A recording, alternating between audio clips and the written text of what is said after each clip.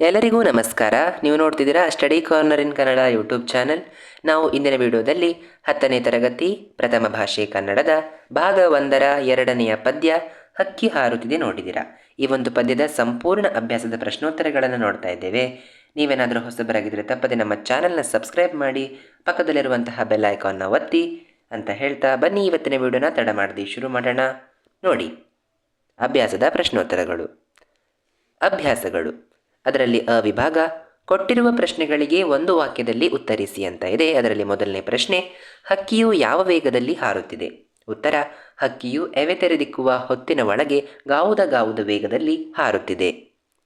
ಎರಡನೇ ಪ್ರಶ್ನೆ, ಹಕ್ಕಿಯ ಗರಿಯಲ್ಲಿ ಯಾವ ಬಣ್ಣಗಳಿವೆ? ಉತ್ತರ, ಹಕ್ಕಿಯ ಗರಿಯಲ್ಲಿ ಬಿಳಿ ಮತ್ತು ಹೊಡೆಯುವ ಬಣ್ಣಗಳಿವೆ. ಮೂರನೇ ಪ್ರಶ್ನೆ, ಹಕ್ಕಿಯ ಕಣ್ಣುಗಳು ಯಾವುವು? ಉತ್ತರ, ಸೂರ್ಯ ಮತ್ತು ಚಂದ್ರರು ಕಾಲಪಕ್ಷಿಯ ಕಣ್ಣುಗಳು. ನಾಲ್ಕನೇ ಪ್ರಶ್ನೆ, ಹಕ್ಕಿಯು ಯಾರ ನೆತ್ತಿಯನ್ನು ಕುಕ್ಕಿದೆ? ಉತ್ತರ, ಹಕ್ಕಿಯು ಸಾರ್ವಭೌಮರ ನೆತ್ತಿಯನ್ನು ಕುಕ್ಕಿದೆ. ಐದನೇ ಪ್ರಶ್ನೆ, ಹಕ್ಕಿಯು ಯಾರನ್ನು ಹರಸಿದೆ? ಉತ್ತರ, ಹಕ್ಕಿಯು ಹೊಸಗಾಲದ ಹಸುಮಕ್ಕಳನ್ನು ಹರಸಿದೆ. ಆರನೇ ಪ್ರಶ್ನೆ, ಹಕ್ಕಿಯು ಯಾವುದರ ಸಂಕೇತವಾಗಿದೆ? ಹಕ್ಕಿಯು ಕಾಲದ ಸಂಕೇತವಾಗಿದೆ. ಏಳನೇ ಪ್ರಶ್ನೆ, ಹಕ್ಕಿಯ ಚುಂಚಗಳು ಎಲ್ಲಿಯವರೆಗೂ ಚಾಚಿವೆ? ಹಕ್ಕಿಯ ಚುಂಚಗಳು ದಿಗ್ಮಂಡಲಗಳ ಅಂಚಿನವರೆಗೂ ಚಾಚಿವೆ. ಇದಿಷ್ಟಾಗಿತ್ತು ಒಂದು ವಾಕ್ಯದಲ್ಲಿ ಉತ್ತರಿಸ್ತಕ್ಕಂತಹ ಪ್ರಶ್ನೆಗಳು. ಮುಂದೆ ಆ ವಿಭಾಗ, ಕೊಟ್ಟಿರುವ ಪ್ರಶ್ನೆಗಳಿಗೆ 2-3 ವಾಕ್ಯಗಳಲ್ಲಿ ಉತ್ತರಿಸಿ ಅಂತ ಕೊಟ್ಟಿದ್ದಾರೆ. ಅದರಲ್ಲಿ ಮೊದಲನೆಯ ಪ್ರಶ್ನೆ, ಹಕ್ಕಿಯ ಹಾರಾಟವನ್ನು ಆಕಾಶಕ್ಕೆ ಹೇಗೆ ಹೋಲಿಸಿದ್ದಾರೆ? ಉತ್ತರ, ತರತಮರಹಿತ ಸಮದೃಷ್ಟಿಯಿಂದ ಕೂಡಿದ ನೀಲಮೇಘ ಮಂಡಲ ಸಮ ಬಣ್ಣದಲ್ಲಿ ಹಕ್ಕಿಯು ಕಾಲದ ದೈತ್ಯತೆಯನ್ನು ಸಂಕೇತಿಸುವ ಹಾಗೆ ಮುಗಿಲಿಗೆ ರೆಕ್ಕೆಗಳನ್ನು ಮೂಡಿಸುತ್ತಾ ರೆಕ್ಕೆಗಳನ್ನು ಬೀಸುತ್ತಾ ಹಾರುತ್ತಿದೆ. ಈ ಹಕ್ಕಿಯು ನಕ್ಷತ್ರ ಮಾಲೆಯನ್ನು ಸಿಕ್ಕಿಸಿಕೊಂಡು ಸೂರ್ಯ ಚಂದ್ರರನ್ನು ತನ್ನ ಕಣ್ಣುಗಳಾಗಿ ಮಾಡಿಕೊಂಡಿವೆ. ಕಾಲದ ದೈತ್ಯತೆಯನ್ನು ಸಂಕೇತಿಸುವ ಕಾಲವೆಂಬ ಹಕ್ಕಿಯು ಹಾರಾಡುತ್ತಿರುವ ನೋಟ ಅದ್ಭುತವಾದದ್ದು ಎಂದು ಕವಿ ವರ್ಣಿಸಿದ್ದಾರೆ. ಎರಡನೇ ಪ್ರಶ್ನೆ, ಹೊಸಗಾಲದ ಹಸು ಮಕ್ಕಳನ್ನು ಹಕ್ಕಿ ಹೇಗೆ ಹರಸಿದೆ? ಉತ್ತರ, ಹಕ್ಕಿಯು ಯುಗಗಳ ಆಗುಹೋಗುಗಳನ್ನು ಹಿಂದಕ್ಕೆ ತಳ್ಳುತ್ತಾ ಹೊಸ ಮನ್ವಂತರದ ಭಾಗ್ಯಗಳಿಗೆ ಕಾರಣವಾಗಿದೆ. ಹಕ್ಕಿಯು ತನ್ನ ರೆಕ್ಕೆಗಳನ್ನು ಬೀಸುವ ಮೂಲಕ ಭೂಮಂಡಲದ ಜೀವಿಗಳಿಗೆ ಚೈತನ್ಯ ನೀಡಿ ಹೊಸಗಾಲದ ಹಸು ಮಕ್ಕಳನ್ನು ಹರಸುತ್ತಾ ಉತ್ತಮ ಭವಿಷ್ಯಕ್ಕಾಗಿ ಶುಭ ಹಾರೈಸುತ್ತಿದೆ ಎಂದು ಕವಿ ಬೇಂದ್ರೆ ಹೇಳಿದ್ದಾರೆ. ಮೂರನೇ ಪ್ರಶ್ನೆ, ಹಕ್ಕಿಯು ಯಾವ ಮೇರೆ ಮೀರಿ ನೀರನ್ನು ಹೀರಿದೆ? ಉತ್ತರ, ಬೆಳ್ಳಿ ಚುಕ್ಕಿ ಎಂದು ಕರೆಯಲ್ಪಡುವ ಶುಕ್ರ ಗ್ರಹವನ್ನು ಹಳ್ಳಿಗೆ ಹೋಲಿಸಿ ಕಾಲದ ಹಕ್ಕಿ ಆ ಹಳ್ಳಿ ಅಂದರೆ ಅದು ಶುಕ್ರ ಗ್ರಹದ ಮೇರೆಯನ್ನು ದಾಟಿ ಹಾರಿ ಹೋಗುತ್ತಿದೆ. ತಿಂಗಳೂರು ಅಂದರೆ ಚಂದ್ರಲೋಕ.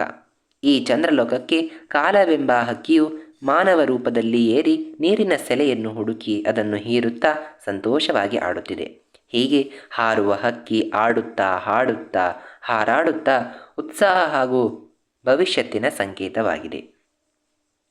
ಮುಂದೆ ಈ ವಿಭಾಗ, ಕೊಟ್ಟಿರುವ ಪ್ರಶ್ನೆಗಳಿಗೆ 8-10 ವಾಕ್ಯಗಳಲ್ಲಿ ಉತ್ತರಿಸಿ. ಮೊದಲನೇ ಪ್ರಶ್ನೆ, ಹಕ್ಕಿಯನ್ನು ಕಾಲಗತಿಗೆ ಹೋಲಿಸುತ್ತಾ ಕವಿ ಹೇಳಿರುವ ಮಾತುಗಳಾವುವು? ಉತ್ತರ, ಕವಿ ಬೇಂದ್ರೆಯವರು ಕಾಲದ ಗತಿಯನ್ನು ಹಾರುವ ಹಕ್ಕಿಯೊಂದಿಗೆ ಸಮೀಕರಿಸಿ ಹೇಳಿದ್ದಾರೆ. ಚಲನಶೀಲತೆ ಜೀವನದ ಗುಣವಾಗಿರುವುದರಿಂದ ನಿಸರ್ಗದ ಹೊಂದಾಣಿಕೆಯಂತೆ ಕಾಲ ಉರುಳುತ್ತದೆ. ಆಯಾ ಕಾಲದಲ್ಲಿ ನಡೆದ ಪ್ರತಿಯೊಂದು ಘಟನೆಯೂ ಕಾಲ ಉರುಳಿದಂತೆ ಇತಿಹಾಸವಾಗುತ್ತಾ ಹೋಗುತ್ತದೆ. ಎಂತಹ ಪ್ರಭಾವಶಾಲಿಗಳಾದರೂ ಕೂಡ ನಿಸರ್ಗದ ಎದುರು ತಲೆಬಾಗಲೇಬೇಕು. ಹಕ್ಕಿಯ ಹಾರುವಿಕೆ ಪ್ರಕೃತಿಯ ಸಹಜ ಕ್ರಿಯೆಯೊಂದಿಗೆ ಯುಗಗಳೇ ಉರುಳಿ ಹೊಸತನಕ್ಕೆ ತೆರೆದುಕೊಳ್ಳುವ ಸಂಕೇತವೂ ಆಗಿದೆ. ಕಾಲ ಎಂಬ ಪಕ್ಷಿಯು ಬಣ್ಣ ಬಣ್ಣದ ರೆಕ್ಕೆಗಳನ್ನು ಹೊಂದಿ ಭೂತ, ವರ್ತಮಾನ ಹಾಗೂ ಭವಿಷ್ಯತ್ ಕಾಲಗಳನ್ನು ಪ್ರತಿನಿಧಿಸುವ ಚಿತ್ರಣವಾಗಿದೆ. ಮುಗಿಲೇ ಬೃಹದಾಕಾರದ ಹಕ್ಕಿಯಂತಿದ್ದು ನಕ್ಷತ್ರಮಾಲೆಯನ್ನು ಸಿಕ್ಕಿಸಿಕೊಂಡು ಸೂರ್ಯ ಚಂದ್ರರನ್ನೇ ಕಣ್ಣುಗಳನ್ನಾಗಿ ಮಾಡಿಕೊಂಡಿದೆ. ಕಾಲವೆಂಬ ಪಕ್ಷಿಯು ಬೇಡದ ವಸ್ತುಗಳನ್ನು ಬಿಟ್ಟು ಸತ್ವದೊಂದಿಗೆ ಖಂಡಗಳನ್ನು ತೇಲಿಸಿ ಮುಳುಗಿಳಿಸಿದೆ. ಒಳಿತು ಕೆಡುಕುಗಳನ್ನು ದಾಟಿ ಬರುತ್ತಿರುವ ಈ ಕಾಲವೆಂಬ ಪಕ್ಷಿಯು ಇತಿಹಾಸವನ್ನು ಸೃಷ್ಟಿಸುತ್ತಾ ಹೊಸತನಕ್ಕೆ ತನ್ನನ್ನು ತಾನು ತೆರೆದುಕೊಳ್ಳುವ ಮೂಲಕ ಭೂಮಿಯಲ್ಲಿ ಜನಿಸುತ್ತಿರುವ ಹಸು ಮಕ್ಕಳನ್ನು ಹರಸುತ್ತಾ ಮುಂದೆ ಸಾಗಿದೆ ಎಂದು ಕವಿ ಹೇಳಿದ್ದಾರೆ. ಮುಂದೆ ಈ ವಿಭಾಗ, ಸಂದರ್ಭ ಸಹಿತ ಸ್ವಾರಸ್ಯವನ್ನು ವಿವರಿಸಿ. ಮೊದಲನೇ ಪ್ರಶ್ನೆ, ರೆಕ್ಕೆಗಳೆರಡು ಪಕ್ಕದಲ್ಲುಂಟು. ಆಯ್ಕೆ ಈ ಸಾಲನ್ನು ದ.ರಾ ಬೇಂದ್ರೆರವರ ಗರಿ ಎಂಬ ಕವನ ಸಂಕಲನದಿಂದ ಆಯ್ದ ಹಕ್ಕಿ ಹಾರುತ್ತಿದೆ ನೋಡಿದಿರ ಎಂಬ ಪದ್ಯಭಾಗದಿಂದ ಆರಿಸಿಕೊಳ್ಳಲಾಗಿದೆ. ಸಂದರ್ಭ: ಕವಿ ದ.ರಾ ಬೇಂದ್ರೆ ಅವರು ಕಾಲದ ಗತಿಯನ್ನು ಹಾರುವ ಹಕ್ಕಿಗೆ ಸಮೀಕರಿಸಿ ವರ್ಣಿಸುವ ಸಂದರ್ಭದಲ್ಲಿ ಕಾಲಪಕ್ಷಿಯ ರೂಪವನ್ನು ತಿಳಿಸುತ್ತಾ ಅದರ ಎರಡೂ ಕಡೆ ಕೆನ್ನನ ಮತ್ತು ಹೊನ್ನಿನ ಬಣ್ಣದ 2 ರೆಕ್ಕೆಗಳಿವೆ ಎಂದು ವರ್ಣಿಸುವ ಸಂದರ್ಭದಲ್ಲಿ ಈ ಮಾತನ್ನು ಹೇಳಿದ್ದಾರೆ. ಇದರ ಸ್ವಾರಸ್ಯ: ಕಾಲದ ಹಕ್ಕಿಗೆ ಸೂರ್ಯೋದಯ ಮತ್ತು ಸೂರ್ಯಾಸ್ತ ಎಂಬ 2 ರೆಕ್ಕೆಗಳಿವೆ ಎಂಬುದು ಕಾಲದ ಚಲನೆಗೆ ಸೂಕ್ತವಾದ ಕಲ್ಪನೆಯಾಗಿದ್ದು ಇದು ಸ್ವಾರಸ್ಯಪೂರ್ಣವಾಗಿದೆ. ಮುಂದೆ 2ನೆಯ ಸಂದರ್ಭ: ಸಾರ್ವಭೌಮರ ನೆತ್ತಿಯ ಕುಕ್ಕಿ. ಆಯ್ಕೆ: ಈ ಸಾಲನ್ನು ದ.ರಾ ಬೇಂದ್ರೆರವರ ಗರಿ ಕವನ ಸಂಕಲನದಿಂದ ಆಯ್ದ ಹಕ್ಕಿ ಹಾರುತ್ತಿದೆ ನೋಡಿದಿರ ಎಂಬ ಪದ್ಯಭಾಗದಿಂದ ಆರಿಸಿಕೊಳ್ಳಲಾಗಿದೆ. ಸಂದರ್ಭ: ಕವಿ ದ.ರಾ ಬೇಂದ್ರೆ ಅವರು ಕಾಲದ ಗತಿಯನ್ನು ಹಾರುವ ಹಕ್ಕಿಗೆ ಸಮೀಕರಿಸಿ ವರ್ಣಿಸುವ ಸಂದರ್ಭದಲ್ಲಿ ಕಾಲಪಕ್ಷಿಯು ಸಾರ್ವಭೌಮರೆಂದು ಮೆರೆಯುತ್ತಿದ್ದ ಸಾಮ್ರಾಟರ ನೆತ್ತಿಯನ್ನು ಕುಕ್ಕಿ ಅವರ ಅಹಂಕಾರವನ್ನು ಮೆಟ್ಟಿ ನಿಂತಿದೆ ಎಂಬ ಈ ಮಾತನ್ನು ಹೇಳುತ್ತಾರೆ. ಸ್ವಾರಸ್ಯ: ಕಾಲದ ಗತಿಯಲ್ಲಿ ವೈಭವದಿಂದ ಅಹಂಕಾರದಿಂದ ಮೆರೆದ ಸಾರ್ವಭೌಮರೆಲ್ಲರೂ ನಾಮಾವಶೇಷವಾಗಿದ್ದಾರೆ. ಕಾಲಚಕ್ರದೊಳಗೆ ಎಲ್ಲರೂ ತಲೆ ಬಾಗಲೇಬೇಕು ಎಂಬುದು ಈ ಸಾಲಿನ ಸ್ವಾರಸ್ಯವಾಗಿದೆ. ಮುಂದೆ 3ನೆಯ ಸಂದರ್ಭ: ಬಲ್ಲರು ಯಾರು ಹಾಕಿದ ಹೊಂಚ. ಆಯ್ಕೆ: ಈ ಸಾಲನ್ನು ದ.ರಾ ಬೇಂದ್ರೆರವರ ಗರಿ ಕವನ ಸಂಕಲನದಿಂದ ಆಯ್ದ ಹಕ್ಕಿ ಹಾರುತ್ತಿದೆ ನೋಡಿದಿರ ಎಂಬ ಪದ್ಯಭಾಗದಿಂದ ಆರಿಸಿಕೊಳ್ಳಲಾಗಿದೆ.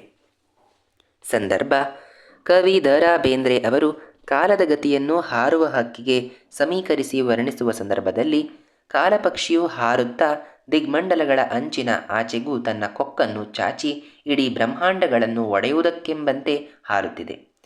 ಅದರ ಸಂಚನ್ನು ಬಲ್ಲವರಾರು ಎಂಬ ವಿಸ್ಮಯದಿಂದ ಈ ಮಾತನ್ನು ಹೇಳುತ್ತಾರೆ. ಇದರ ಸ್ವಾರಸ್ಯ: ಕಾಲದ ವೇಗ ವಿಸ್ತಾರವನ್ನು ಅದು ಉಂಟು ಮಾಡಬಹುದಾದ ಪರಿಣಾಮವನ್ನು ಈ ಮಾತಿನಲ್ಲಿ ಸ್ವಾರಸ್ಯಪೂರ್ಣವಾಗಿ ವರ್ಣಿಸಲಾಗಿದೆ. ಮುಂದೆ 4ನೆಯ ಸಂದರ್ಭ: ಹೊಸಗಾಲದ ಹಸು ಮಕ್ಕಳ ಹರಸಿ. ಆಯ್ಕೆ: ಈ ಸಾಲನ್ನು ದ.ರಾ ಬೇಂದ್ರೆರವರ ಗರಿ ಕವನ ಸಂಕಲನದಿಂದ ಆಯ್ದ ಹಕ್ಕಿ ಹಾರುತ್ತಿದೆ ನೋಡಿದಿರ ಎಂಬ ಪದ್ಯಭಾಗದಿಂದ ಆರಿಸಿಕೊಳ್ಳಲಾಗಿದೆ. ಸಂದರ್ಭ: ಪ್ರಕೃತಿಯ ಸಹಜ ಕ್ರಿಯೆಯೊಂದಿಗೆ ಯುಗ ಯುಗಗಳೇ ಉರುಳಿ ಹೊಸತನಕ್ಕೆ ಕಾಲವು ತನ್ನನ್ನು ತಾನು ತೆರೆದುಕೊಳ್ಳುತ್ತದೆ.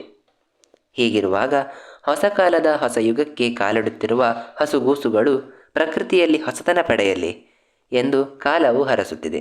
ಹೊಸಗಾಲದಲ್ಲಿ ಮಕ್ಕಳಲ್ಲಿ ಚೈತನ್ಯವನ್ನು ತುಂಬಿ ಮುಂದಿನ ಜನಾಂಗವನ್ನು ಕಾಲವೆಂಬ ಪಕ್ಷಿಯು ಹರಸಿ ಮುಂದೆ ಸಾಗುತ್ತಿದೆ ಎಂದು ಹೇಳುವ ಸಂದರ್ಭದಲ್ಲಿ ಕವಿ ಈ ಸಾಲನ್ನು ಹೇಳಿದ್ದಾರೆ. ಇದರ ಸ್ವಾರಸ್ಯ: ಕಾಲವೆಂಬ ಪಕ್ಷಿಯು ಸದಾ ಮುಂದೆ ಸಾಗುತ್ತಿದ್ದರೂ ಆಗ ತಾನೇ ಜನಿಸಿರುವ ಹಸುಗೂಸನ್ನು ಕೂಡ ಹರಸುತ್ತಾ ಮುಂದೆ ಸಾಗುತ್ತದೆ ಎಂಬುದು ಈ ಸಾಲಿನ ಸ್ವಾರಸ್ಯವಾಗಿದೆ. ಮುಂದೆ 5ನೇ ಸಂದರ್ಭ: ಮಂಗಳಲೋಕದ ಅಂಗಳಕೇರಿ.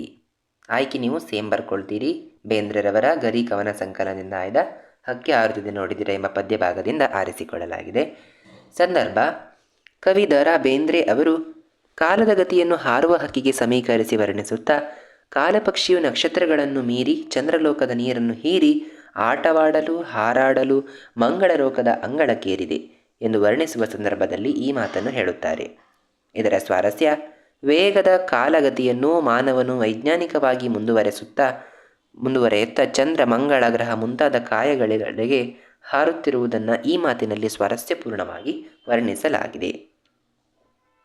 ಮುಂದೆ ಇಲ್ಲಿಗೆ ನಿಮ್ಮ ಅಭ್ಯಾಸದ ಪ್ರಶ್ನೋತ್ತರಗಳು ಮುಗಿಯಿತು. ನಂತರ ಇರತಕ್ಕಂಥದ್ದು ಭಾಷಾ ಚಟುವಟಿಕೆ. ಇದರಲ್ಲಿ ವ್ಯಾಕರಣಾಂಶಕ್ಕೆ ಸಂಬಂಧಿಸಿದಂತಹ ಪ್ರಶ್ನೆಗಳು ಇರ್ತವೆ. ನೋಡಿ, ಮೊದಲನೇದು ಕೊಟ್ಟಿರುವ ಪದಗಳಿಗೆ ಸಮಾನಾರ್ಥಕ ಪದಗಳನ್ನು ಬರೆಯಿರಿ. ಮೊದಲನೇದು ಸೂರ್ಯ, ಭಾಸ್ಕರ, ರವಿ, ಭಾನು, ನೇಸರ. ಮೇಘ ಅಂದರೆ ಮೋಡ. ಗಡ ಅಂದರೆ ಸಣ್ಣ ಕೋಟೆ ಅಥವಾ ಸೀಮೆ. ಹರಸು ಅಂದರೆ ಆಶೀರ್ವದಿಸು ಅಥವಾ ಹಾರೈಕೆ. ಒಕ್ಕಿ ಅಂದರೆ ಕಸಕಡ್ಡಿ ಬೇರ್ಪಡಿಸುವುದು, ಶುದ್ಧೀಕರಿಸುವುದು. ಕೆನ್ನ ಅಂದರೆ ಕೆಂಪು, ಕೆಚ್ಚನೆಯ. ಇದು ಇದಕ್ಕೆ ಸಮಾನಾರ್ಥಕ ಪದ. ಇನ್ನು ತತ್ಸಮ ತದ್ಭವಗಳನ್ನು ಬರೆಯಿರಿ ಅಂತ ಕೊಟ್ಟಿದ್ದಾರೆ. ಬಣ್ಣ, ವರ್ಣ. ಬ್ರಹ್ಮ, ಬೊಮ್ಮ. ಚಂದ್ರ, ಚಂದಿರ. ಯುಗ, ಜುಗ. ಅಂಗಳ, ಅಂಕಣ. ಮುಂದೆ ಕೊಟ್ಟಿರುವ ಪದಗಳನ್ನು ಬಿಡಿಸಿ ಸಂಧಿ ಹೆಸರಿಸಿ ಅಂತ ಕೊಟ್ಟಿದ್ದಾರೆ. ಇರುಳು ಪ್ಲಸ್ ಅಳಿದು, ಏನು ಈರುಳಳಿದು, ಇದು ಲೋಪಸಂಧಿ. ಎರಡನೇದು ತೆರೆದು ಪ್ಲಸ್ ಇಕ್ಕುವ, ತೆರೆದಿಕ್ಕುವ, ಏನಾಗುತ್ತೆ ಲೋಪಸಂಧಿ. ಹೊಸ ಪ್ಲಸ್ ಕಾಲ ಹೊಸಗಾಲ ಆದೇಶ ಸಂಧಿ. ದಿಕ್ ಪ್ಲಸ್ ಮಂಡಲ ದಿಗ್ಮಂಡಲ ಜಶ್ವ ಸಂಧಿ. ತಿಂಗಳಿನ ಊರು ತಿಂಗಳಿನ ಪ್ಲಸ್ ಊರು ತಿಂಗಳಿನೂರು ಲೋಪ ಸಂಧಿ. ಈ ರೀತಿಯಾಗಿ ಪದಗಳನ್ನು ಬಿಡಿಸಿ ಬರಿಬೇಕು ಮತ್ತು ಅವ ಸಂಧಿ ಯಾವುದಂತ ಹೆಸರಿಸಬೇಕು. ಮುಂದೆ ಕೊಟ್ಟಿರುವ ಅವ್ಯಯ ಪದಗಳು ಯಾವ ಅವ್ಯಯಕ್ಕೆ ಸೇರಿವೆ ಎಂಬುದನ್ನು ಗುರುತಿಸಿ ಬರೆಯಿರಿ. ಒಂದನೇದು ಅದುವೇ, ಇದು ಅವಧಾರಣಾರ್ಥಕ ಅವ್ಯಯ. ಆದ್ದರಿಂದ ಸಂಬಂಧಾರ್ಥಕ ಅವ್ಯಯ. ಅಯ್ಯೋ ಭಾವಸೂಚಕ ಅವ್ಯಯ. ಬೇಗನೆ ಸಾಮಾನ್ಯಾರ್ಥಕ ಅವ್ಯಯ. ಧಗಧಗ ಅನುಕರಣಾವ್ಯಯ. ಸಾಕು ಕ್ರಿಯಾರ್ಥಕಾವ್ಯಯ.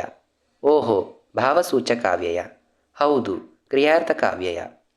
ನೀನೆ ಅವಧಾರಣಾರ್ಥಕಾವ್ಯಯ.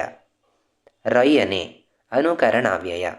ಮೆಲ್ಲನೆ ಸಾಮಾನ್ಯಾರ್ಥಕಾವ್ಯಯ. ಅಲ್ಲದೆ ಸಂಬಂಧಾರ್ಥಕಾವ್ಯಯ. ಇದಿಷ್ಟಾಗಿತ್ತು ನಿಮ್ಮ 10ನೇ ತರಗತಿಯ ಪ್ರಥಮ ಭಾಷೆ ವಿಷಯದ 2ನೆಯ ಪದ್ಯ ಹಕ್ಕಿ ಹಾರುತ್ತಿದೆ ನೋಡಿದಿರ. ಈ ಒಂದು ಪದ್ಯದ ಸಂಪೂರ್ಣ ಅಭ್ಯಾಸದ ಪ್ರಶ್ನೋತ್ತರಗಳು ಜೊತೆಗೆ ಭಾಷಾ ಚಟುವಟಿಕೆಯ ಪ್ರಶ್ನೋತ್ತರಗಳನ್ನು ನಾವು ಇಂದಿನ ವಿಡಿಯೋದಲ್ಲಿ ಉತ್ತರಗಳನ್ನು ನೋಡಿದ್ದೇವೆ. ಇದು ನಿಮಗೆ ಉಪಯುಕ್ತ ಅನ್ನಿಸ್ತು ಅಂದರೆ ದಯವಿಟ್ಟು ಲೈಕ್ ಮಾಡಿ, ಶೇರ್ ಮಾಡಿ, ಸಬ್ಸ್ಕ್ರೈಬ್ ಮಾಡಿ ಅಂತ ಹೇಳ್ತಾ ಸಿಗೋಣ ಮುಂದಿನ ವಿಡಿಯೋದಲ್ಲಿ ಮತ್ತೊಂದು ಪಾಠದ ಜೊತೆಗೆ. ಅಲ್ಲಿಯವರೆಗೂ ಧನ್ಯವಾದಗಳು. Thank you for watching.